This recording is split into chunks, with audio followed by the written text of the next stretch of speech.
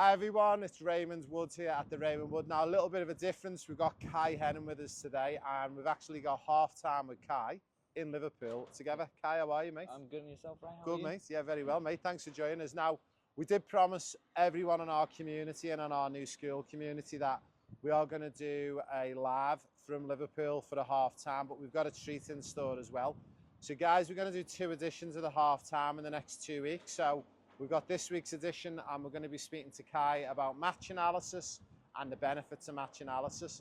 Next week, we're going to do a half time like you've never seen before. We're going to be coming live inside that stadium where Liverpool play Paris Saint-Germain in the second leg of the Champions League, where Liverpool are currently winning 1-0. And at half time for 15 minutes, you guessed it, me and Kai are going to be in the stands talking about Kai and his journey and about the half-time programme. So guys, we've got 2 amazing episodes in store. Now Kai, just a little bit of an update. So we're going to go through this for the next 15 minutes. What's been happening since I last spoke to you in the last couple of weeks? So I've had about 5 to 6 games in the past 7 to 8 days. So yeah, they've been really well. So now just recovering, and I've got a big game Sunday. So now, one of the big things that we used to always say, especially when I worked at clubs like Liverpool and I was at PSG as well, would you rather train 5 times in a week and play 1 match of a weekend, or would you rather be involved in 3 or 4 matches in a week? What's your choice? 3 or 4 matches in a week. Yeah, and that's the same for all players. I think whether you're 7 or 8 years of age and you're watching this on our school community, or if you're 28, I think everyone will say the same. We all play and love this game because we all want to play the match. Yeah. I grew up in these streets, and believe it or not, the actual street that we're stood on currently, outside the pub, which I'll show you in a moment, called the Park. I actually used to play football on this particular street with my brother, and all we ever wanted to do was play in a match. And we didn't have an opportunity when we were younger. It was only when we got to 10 and 11 and mum and dad could afford to put us into a proper paid team. Yeah. And then we went to the other side of this stadium, to Stanley Park, and we started playing in proper games of football. Awesome. So we're going to talk a little bit about match analysis, kind of. Obviously, thinking back like to getting your match analysis done and going through objectives and stuff. What are like 2 of the 3 key areas now that you're in that professional journey? What are 2 or 3 of the key things that's important for you with match analysis, and why is it so important? I think to understand where you go wrong and how you can improve it, and obviously stick to your strengths. And yeah. Yeah, so obviously identifying weaknesses in your game, Yeah. and then turning them into strengths. So we speak about this within our match analysis, that we actually draw it out. So if you're at an academy like Liverpool or whoever it may be, you will get 4 objectives driven out from your match analysis, and we turn them into 4 superpowers. What we do at the Professional Player Pathway, we drive out 5 objectives in that match analysis.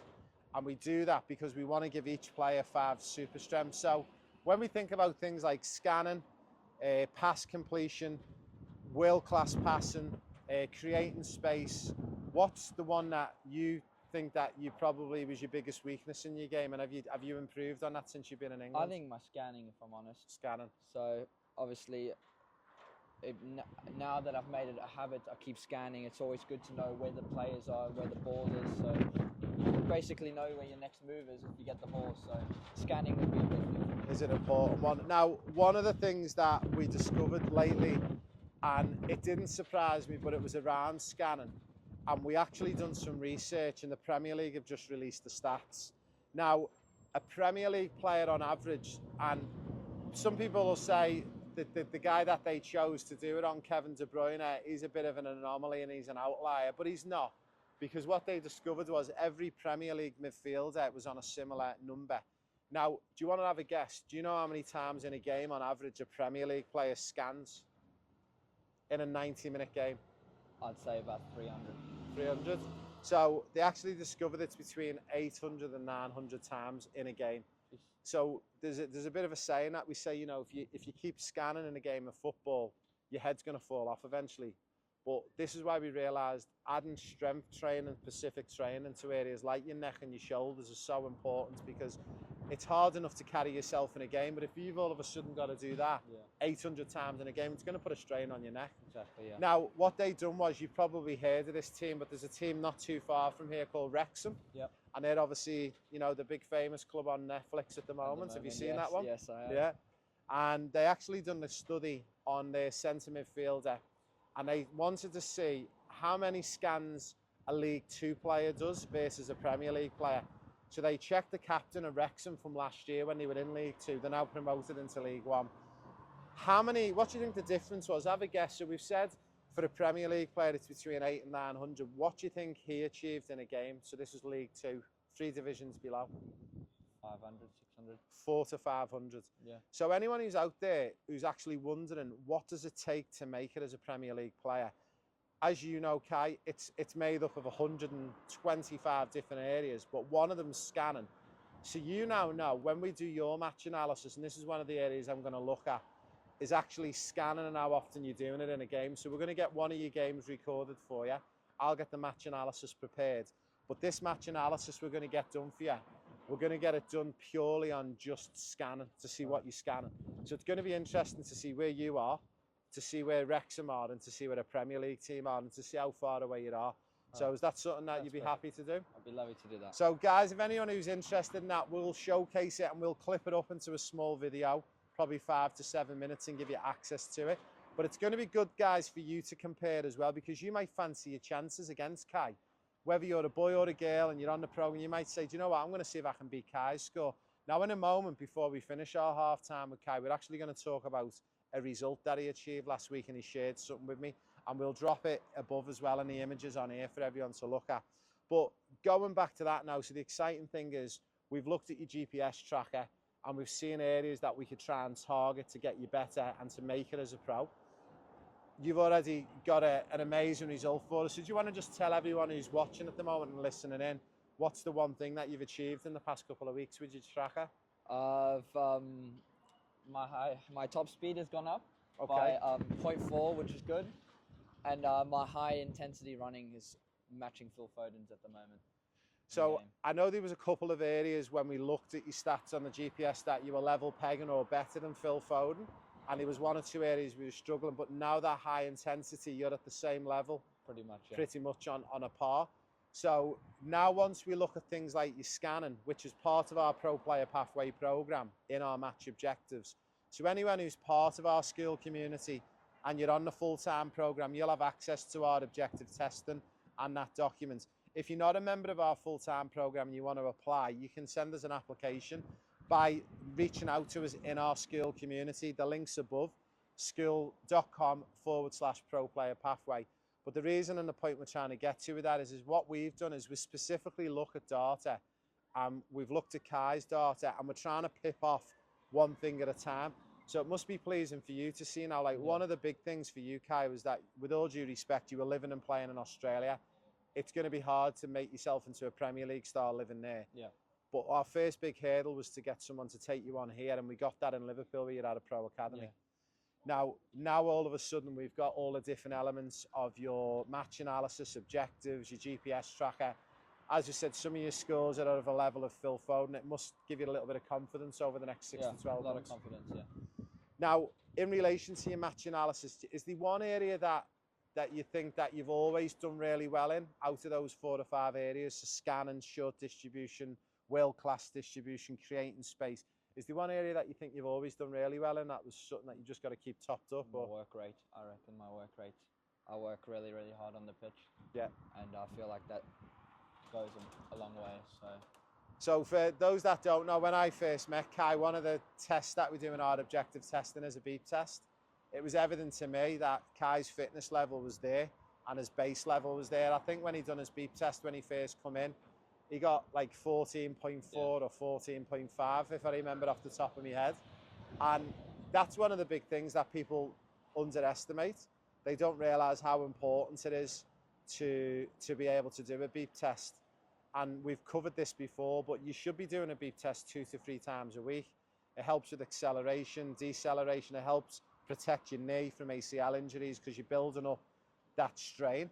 Yeah. Where and why did you get into that? Where did this fitness level come from, Kai? Where did it stem from? Was it mum and dad? Was it just a passion to get better? Mom and dad, and obviously just social media, passion to get better. You know, if these people can do it, I can do it. So better. So yeah. So you said you've been involved in about 4 or 5 games in the last 7 or 8 days. Can you tell everyone who's watching some of the games you played in? Have they been here in Liverpool? Have you travelled away to any of your games, and some of the level of the competition you're coming up against? So I played the National Youth League yesterday. We played a Pro Elite Academy. We won 4-1. Good team. Amazing. Yeah, and then obviously we played Morecambe's Academy last week. They're scholars, and we lost 3-0, but they're very good. Good to see where I'm at. So. Yeah. And then I did notice, and I know anyone again who's on our school community, they would have seen that you've recently put up about the MIC Cup, is it? The MIC Cup, which is in Barcelona. So when is it you go there? April 16th. April 16, and you're going to be over there for how long? A week. So for anyone who's not aware of the MIC Cup, can you just give everyone a little bit of a rundown of what it is and the type of teams and clubs or academies who represent in it? It's a tournament that people from all around the world come to play in. So last year we had Real Sociedad, we had Marseille, we had Barcelona, Real Madrid, Man City, Liverpool. We had all those teams in our competition. And lucky enough, we made it to the round of 16 last year, so hopefully we can beat that this year. So last year when you got to the round of 16, can you remember who it was and who knocked you out? It was Waspak. It's Waspak? like a Barcelona team, but and then we played Real Sociedad just before that. Just before that. Yeah. So for anyone who doesn't know, we're actually partners, ironically, with Waspak. So they actually look after some of our players in Barcelona. Now this is, again, we've spoken about this before, but for anyone who's watching on this half-time section, there's a lot of talk in, say, places like Australia where we live, back in places like the USA, and they hear things about private academies and it's just a scam and it's just to get money. But if you want to showcase yourself on a regular basis, if you want to be coached by some of these top professional coaches, and I know even at SGA, some of the boys who work at SGA work for some of the pro clubs as well. Yeah. Can you just tell the people who are watching, like, who are maybe some of the other clubs who some of these coaches work for, who work at SGA? Morecambe's Academy used to be a scholar. Our coaches two of our coaches used to be a scholar at Morecambe, and one's Chorley manager at the moment. The head coach at Chorley. Yeah. Is that Chris? Is it? Yeah, Chris. Yeah. And again, I know as well, like some of the staff I've met over the years at Stephen Gerrard's academy. Some of them have worked in the academy system at Liverpool and Everton as well. So, unfortunately, sometimes, guys, depending on where your level is, like, and we've spoken about this, like, we've got players on complete full scholarships and full rides. Like, we've placed players at Bolton, at Liverpool, at Man City, who don't pay anything.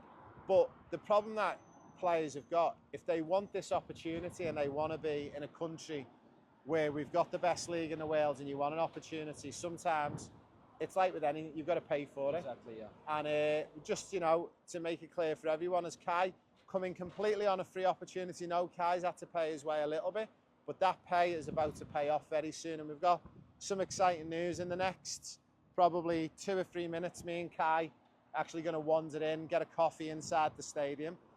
We've got a bit of a meeting to discuss Kai's future, not only as his coach, but also to help him as an agent as well. And we've got about 3 or 4 different offers on the table for Kai to consider at the moment. So it's super exciting. So just to finish off, Kai, we've got a couple of minutes to go. So what's your week look like over the next 7 days? Have you got many training sessions? So we've got a training session tomorrow, so we'll have match prep for Sunday's big game. And then, we'll go back to Monday. We'll have a recovery session and a light training session. And then another for locals, National Youth League on Tuesday. We'll have a session preparing for a game on Wednesday. Yeah.